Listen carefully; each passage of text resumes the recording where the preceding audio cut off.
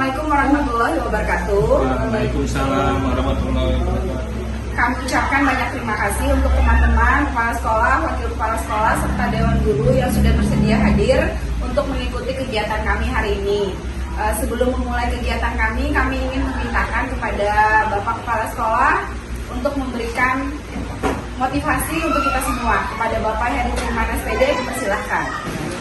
Pada kesempatan ini saya sekolah kita sudah memasuki beberapa agenda yang berhubungan dengan proses calon guru penggerak itu. Di sekolah kita sudah mulai banyak yang terlibat.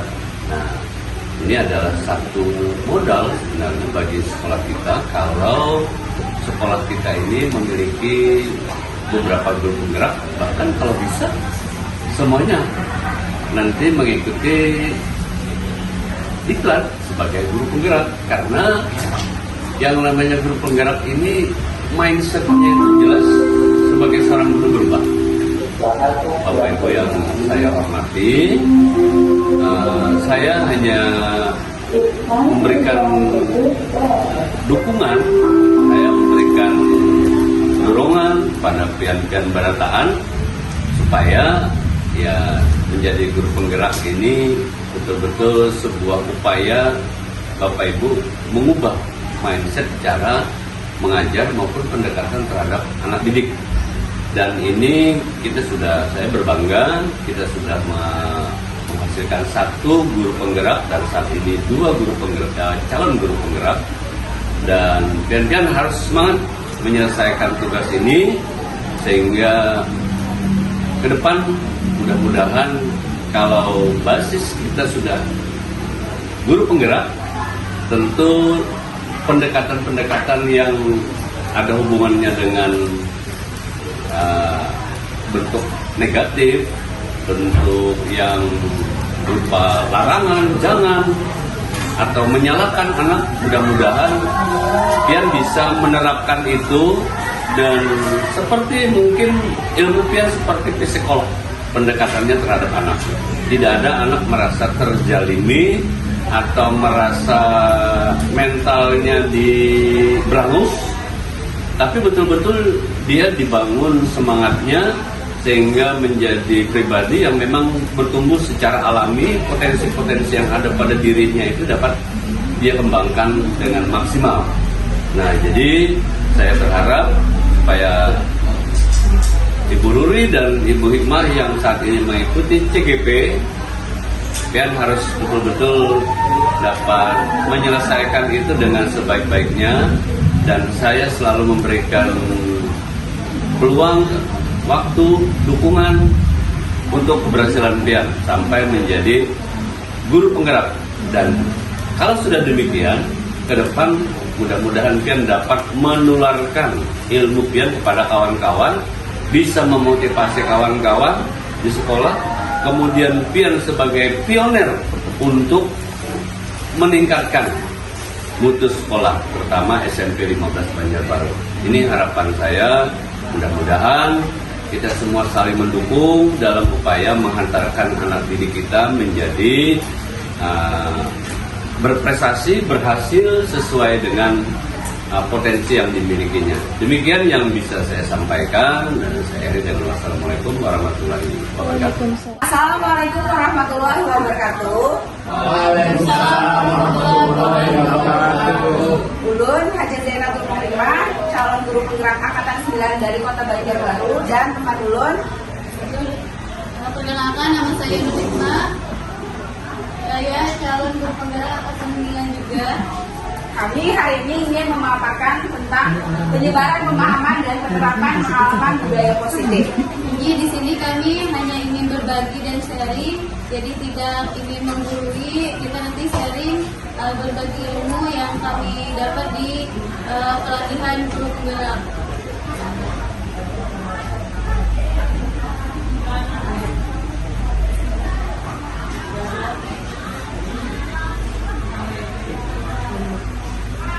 Inti konsep budaya positif yang pertama yaitu perubahan paradigma positif, disiplin positif, nilai-nilai kebajikan, kebutuhan dasar manusia, motivasi perilaku manusia, posisi kontrol guru, keyakinan kelas, dan segitiga restitusi.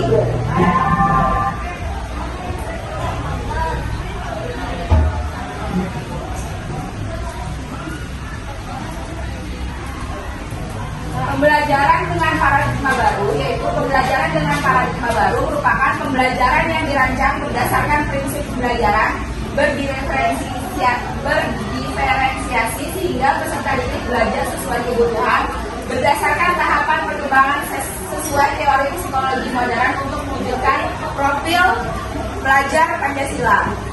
Di sebelah sana itu ada profil pelajar Pancasila, yaitu yang pertama beriman, bertakwa kepada Tuhan Yang Maha Esa, dan berakhlak mulia, berkebenekaan global, mandiri, gotong royong, bernalar kritis dan kreatif.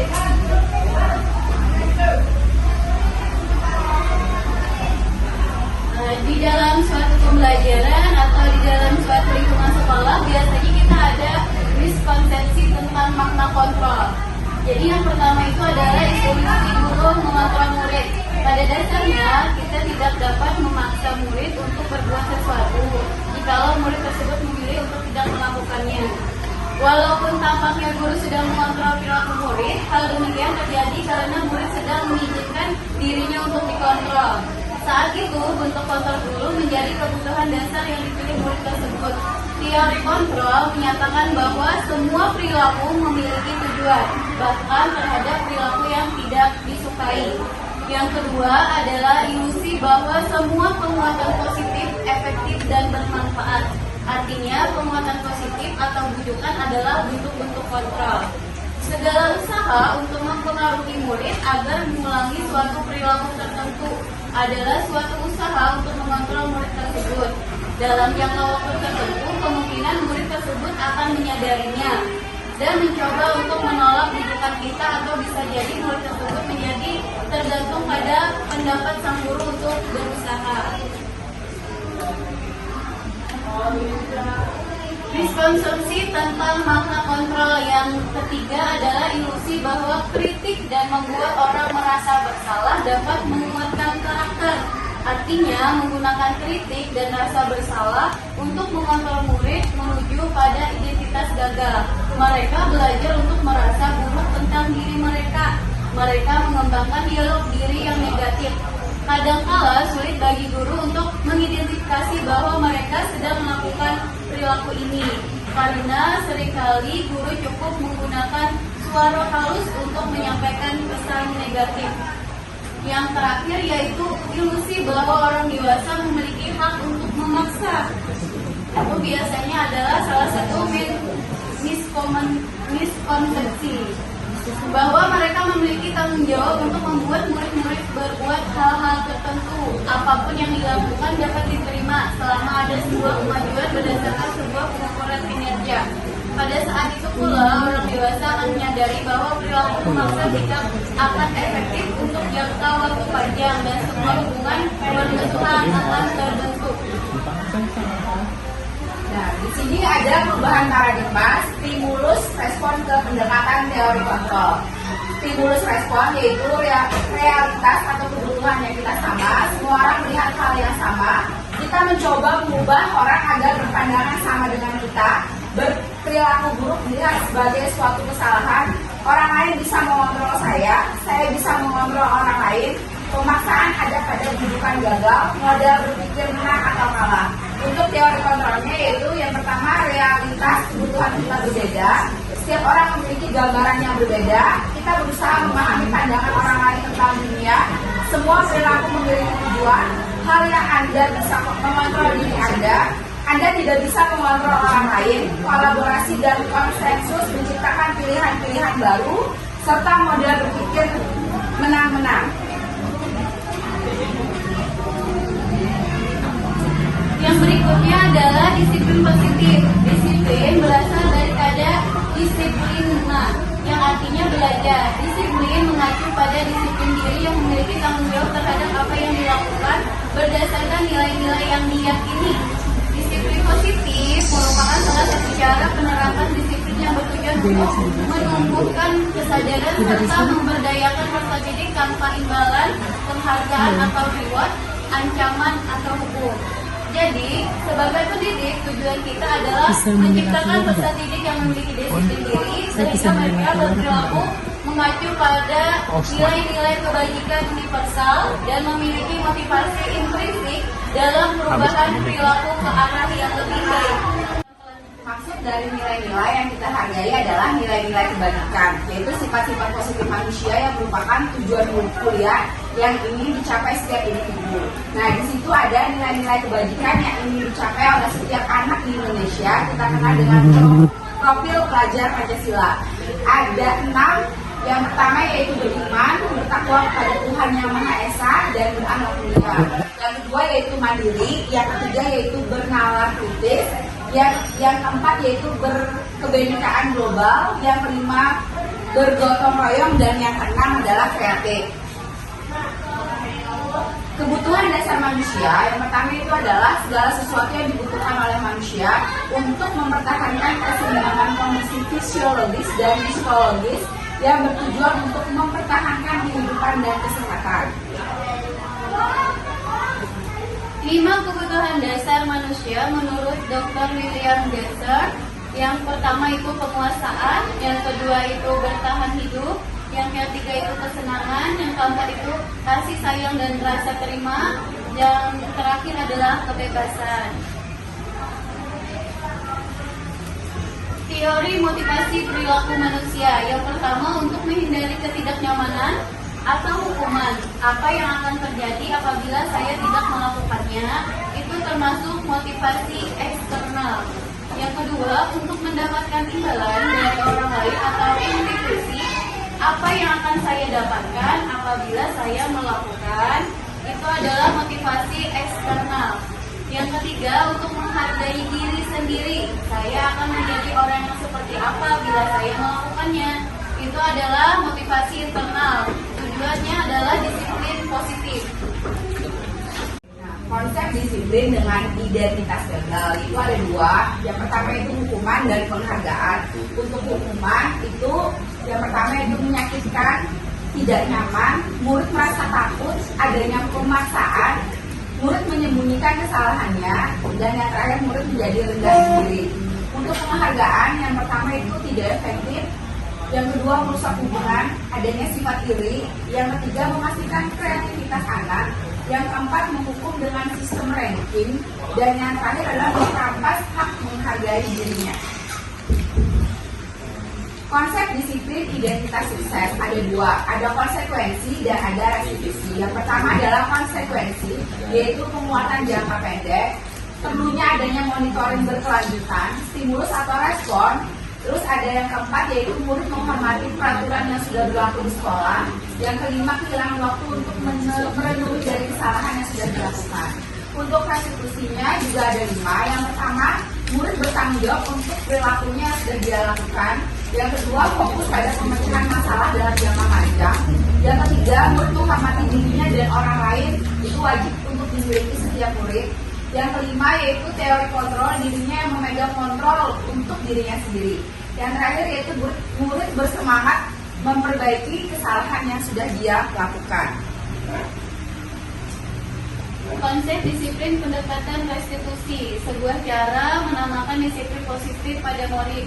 Yang pertama adalah pengertian restitusi, proses menciptakan kondisi bagi murid untuk memperbaiki kesalahan mereka, sehingga mereka bisa kembali pada kelompok mereka dengan karakter yang lebih kuat.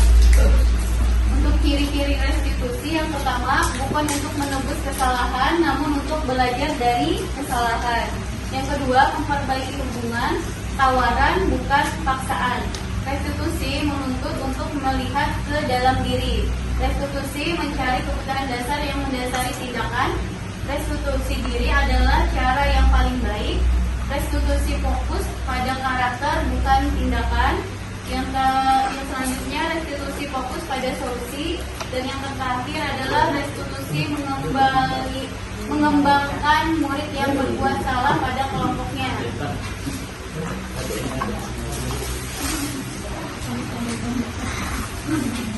5 posisi kontrol restitusi. Yang pertama, biasanya kita sebagai guru disadari ataupun tidak disadari, biasanya kalau peserta didik melakukan kesalahan, kita bisa posisi kontrol guru kita itu bisa sebagai penghukum, bisa pemantau, bisa pembuat rasa bersalah, teman sama manajer.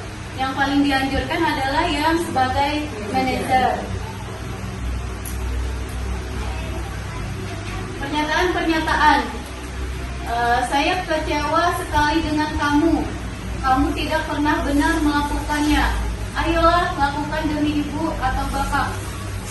Apakah kamu mau mendapatkan stiker bintang hari ini? Itu adalah sebagai pemantau. Bagaimana kamu bisa menyelesaikan masalah ini? Itu manajer. Jadi dia dihadapkan untuk bertanggung jawab dan menyelesaikan solusi dari perbuatan salah murid tersebut. Kamu selalu yang paling terakhir, itu berarti dia penghukum. Kalau sebagai guru biasanya kita juga bisa sebagai teman tapi kita kayak menghukum, kadang seperti itu juga. Ini ada contoh-contoh penerapan 5 posisi kontrol. Kasus yang kami angkat adalah siswa tidak memakai atribut lengkap pada saat upacara bendera. Jadi untuk penghukumnya kita bisa memberikan patuhi aturan sekolah lalu berdiri di depan barisan. Sebagai pemantau, kamu sudah melanggar apa peraturan dan konsekuensinya. Dan sebagai teman, ayolah yang tertib buat bu guru bangga. Kali ini tidak apa-apa kalau kamu salah. Pembuat rasa bersalah yaitu kita bisa berkata berapa kali bu guru harus memberitahu kamu. Yang berikutnya adalah contoh penerapan 5 posisi kontrol. Kasusnya yaitu siswa tidak memakai atribut lengkap saat upacara bendera. Kita sebagai kontrol guru bisa sebagai penghukum. Bisa dengan ada kalimat kuncinya yaitu patuhi aturan sekolah lalu berdiri depan barisan. Kalau sebagai pemantau, kata kuncinya yaitu kamu sudah melanggar apa peraturan dan konsekuensinya. Sebagai teman, ayolah yang tertib buat bu guru bangga. Kali ini tidak apa-apa kamu salah. Yang berikutnya adalah pembuat rasa bersalah. Berapa kali bu guru harus memberitahu kamu, bu guru kecewa sama kamu.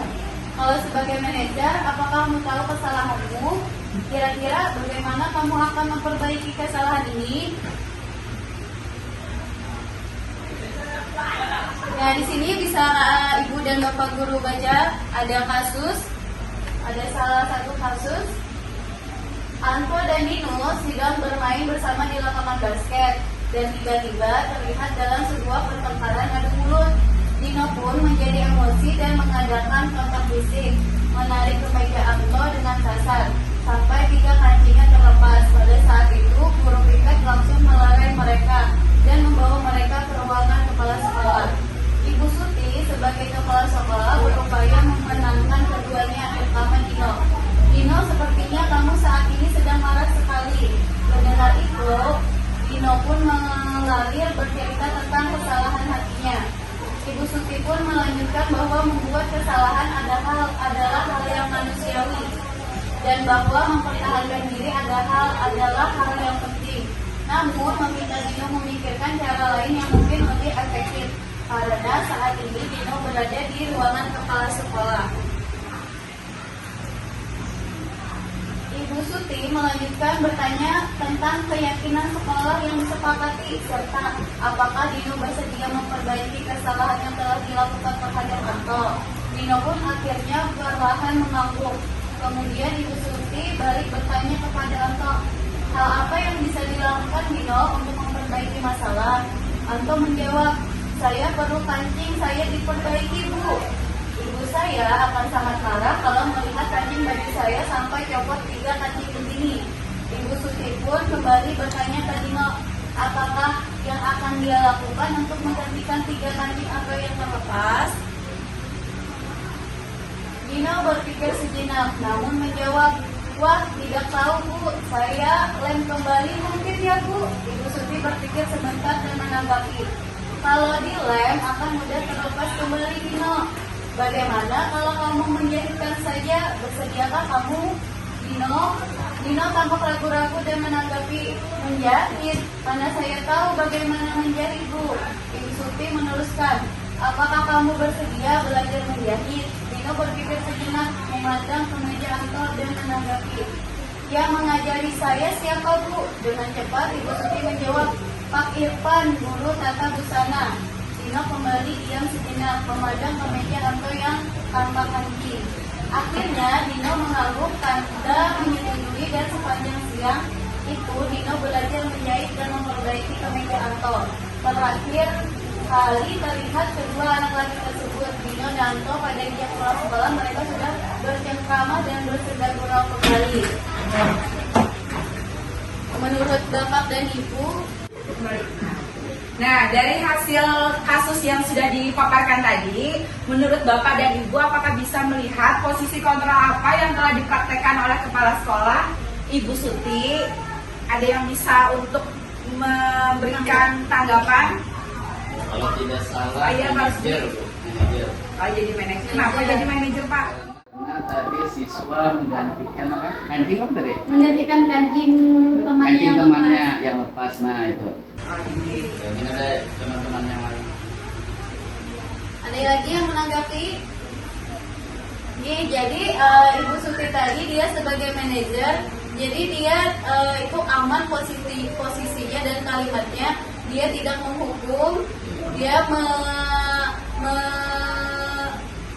mendiskusikan dengan murid tersebut di ruangan kepala sekolah, jadi tidak di depan umum. Jadi anak itu melakukan kesalahan tapi tidak dipermalukan di depan temannya, guru-guru yang lain. Jadi dia dibuat memahami apa kesalahannya dan dia belajar mencari solusi dari perbuatan salahnya. Nah, setelah ini mungkin nanti akan kami tampilkan sekilas video tentang apa sih itu segitiga restitusi.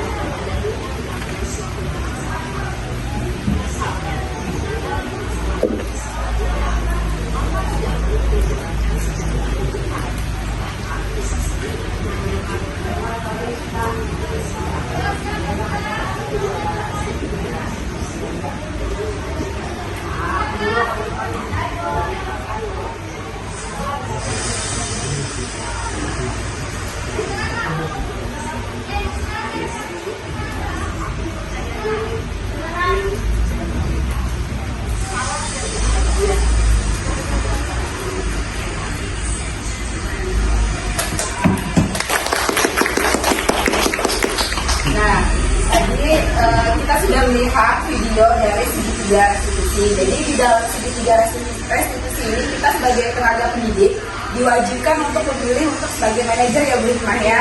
Karena dimana kalau guru itu sebagai manajer kita bisa mengelola, bisa membuat anak itu tidak menjadi memiliki merasa terlalu bersalah, tapi kesalahannya itu bisa kita alihkan dengan cara kita memberikan arahan yang bermakna untuk mereka. Di sini adalah contoh penerapan langsung saya sebagai seorang guru untuk memecahkan masalah dengan menggunakan segitiga restitusi.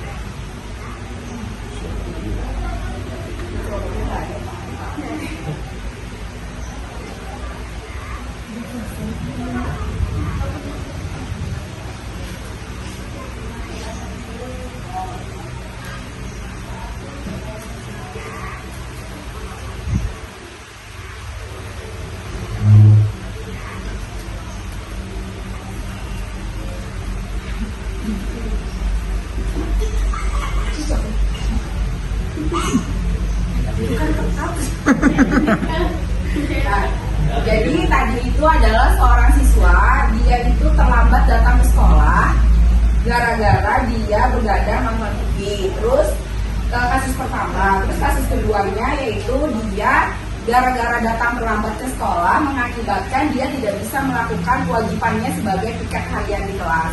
Jadi di dalam pelaksanaan segitiga restitusi yang saya lakukan itu ada 2 kasus yang saya terapkan. Yang berikut ini adalah praktek segitiga restitusi yang saya lakukan kepada murid saya.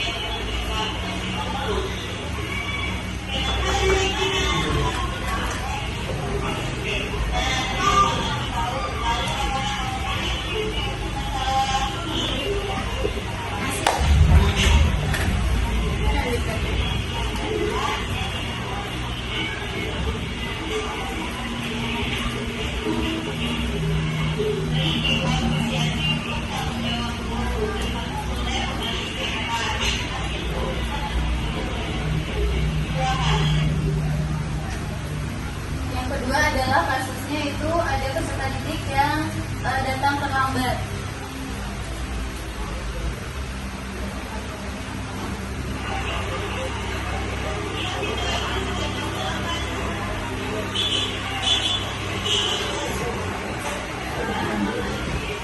Jadi ketika kita sebagai guru tahu dia melakukan tidak melanggar aturan tata tertib, tidak langsung kita sebutkan bahwa dia salah di depan orang. Jadi kita di ruangan guru atau kelas sekolah untuk mendiskusikan bersama murid tersebut.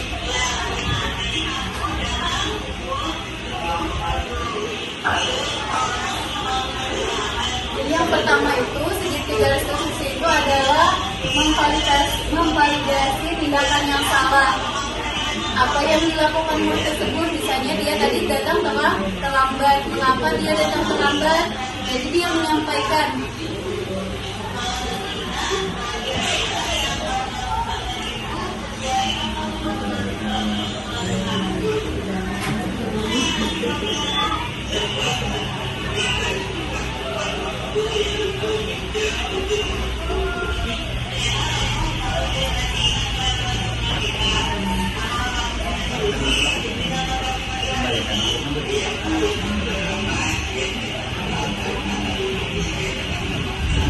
Kedua, menanyakan keyakinan kenapa dia jadi datang terlambat. Jadi ada alasan dia kenapa dia datang terlambat.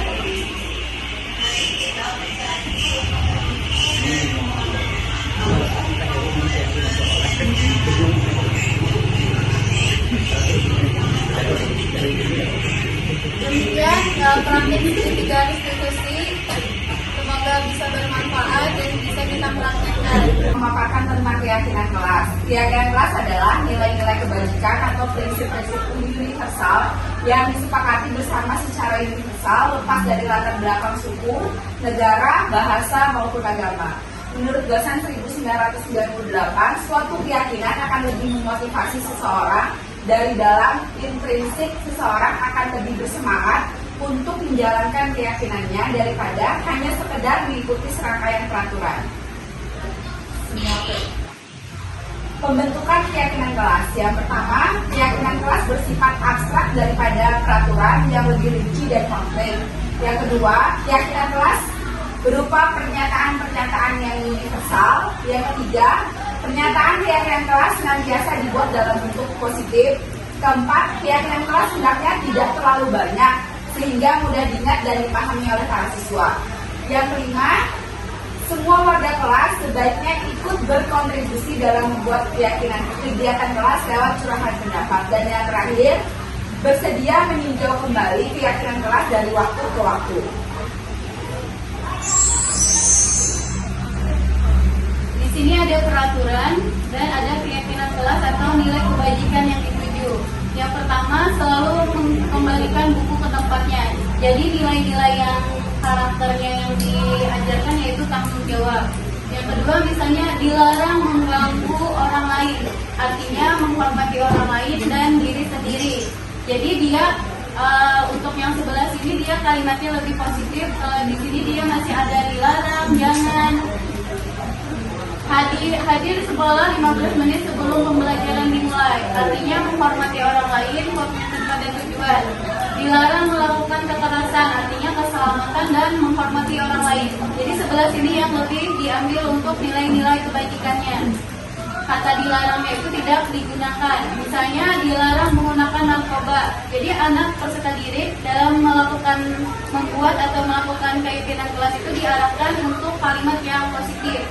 Bergantian atau menumpuk giliran. Jadi dia kalau untuk keyakinan kelasnya itu menghormati orang lain dan kesabaran. Gunakan masker, artinya kesehatan sama keselamatan. Jangan berlari di kelas atau koridor, artinya keselamatan dan keamanan. Kegiatan pembuatan keyakinan kelas, guru bersama siswa membuat keyakinan kelas. Jadi di sini sebelum kita membuat peraturan kelas atau keyakinan kelas, kita harus berdiskusi dulu kepada peserta didik. Yang pertama itu berdiskusi tentang peraturan apa yang akan kita lakukan dan akan kita buat. Setelah itu kita menyusun peraturan itu menjadi suatu keyakinan.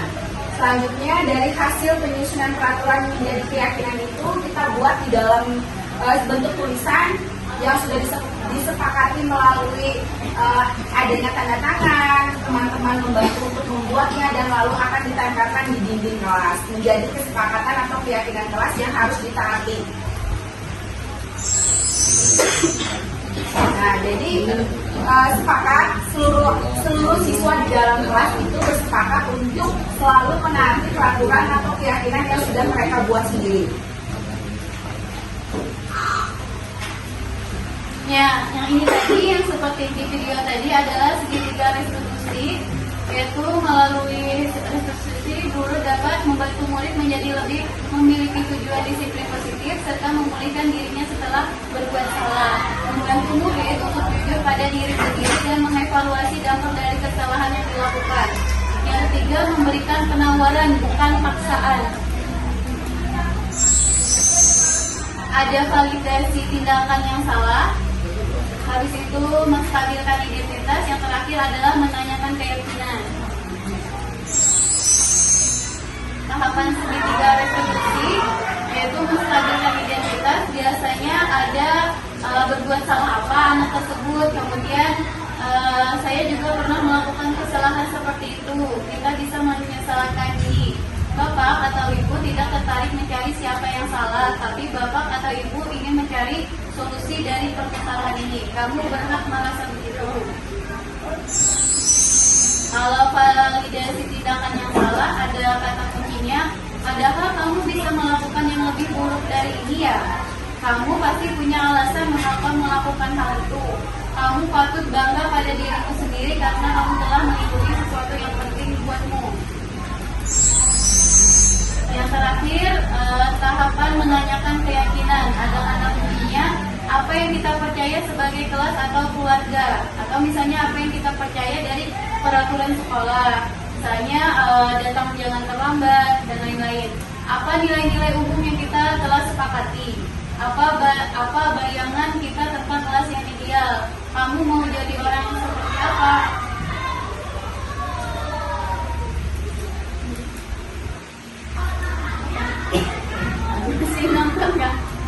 Jadi demikian kami tadi melakukan aksi berbagi, mudah-mudahan bermanfaat.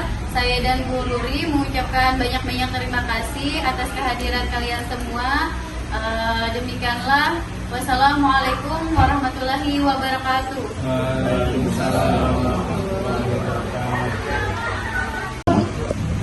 Ya, assalamualaikum warahmatullahi wabarakatuh. Terima kasih saya ucapkan kepada teman-teman TJP Angkatan 9 yang telah menyampaikan modul 1.4 tentang budaya positif, yang mana pada hari ini dengan semangat menyampaikan kepada guru-guru di SMPN 15 Banjarbaru. Saya juga di sini mengucapkan terima kasih karena sudah meneruskan program guru penggerak, yang juga saya sebagai mungkin awal-awal lah sebagai pionir dari Angkatan 7, dan juga teman dari TJP Angkatan 9 telah mau diajak untuk mengikuti program guru penggerak. Nah, saya di sini sebagai rekan sejawat sangat bangga dengan teman-teman yang telah menyampaikan budaya positif tadi dengan sangat antusias, menjelaskannya cukup jelas, dan juga teman-teman semangat dalam mengikuti kegiatan pada pagi hari ini. Pesan saya tetap semangat, jangan putus asa, pantang menyerah, ikuti sampai akhir program guru penggerak Angkatan 9. Sukses selalu TJP Angkatan 9. Terima kasih. Assalamualaikum warahmatullahi wabarakatuh. Perkenalkan, nama saya Muhammad Arbani Zuhrinur. Saya telah mendaftar untuk CGP Angkatan 10 ya. Jadi sebelumnya saya berterima kasih bisa menjadi bagian dari modul 1.4 ya, tentang budaya positif. Ini sangat berguna sekali untuk bekal nanti saya dalam mempersiapkan tugas-tugas sebagai CGP. Namun tidak hanya sampai pada program modul ini saja setelah dilaksanakan, tetapi juga terus terang dari konten pemaparan dari modul ini sangat menarik tentang bagaimana kita membimbing murid dari dia kesalahan yang dia lakukan, kemudian menyadarinya, dan mereka berkomitmen dari diri sendiri untuk lebih baik.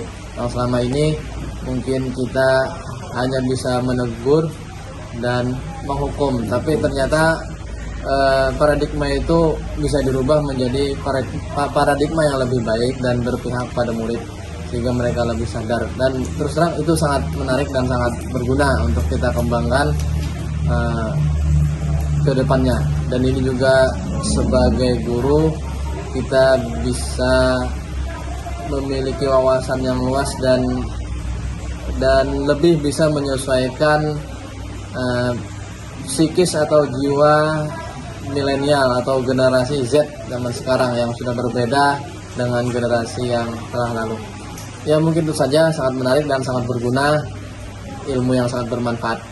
Terima kasih. Assalamualaikum warahmatullahi wabarakatuh. Waalaikumsalam.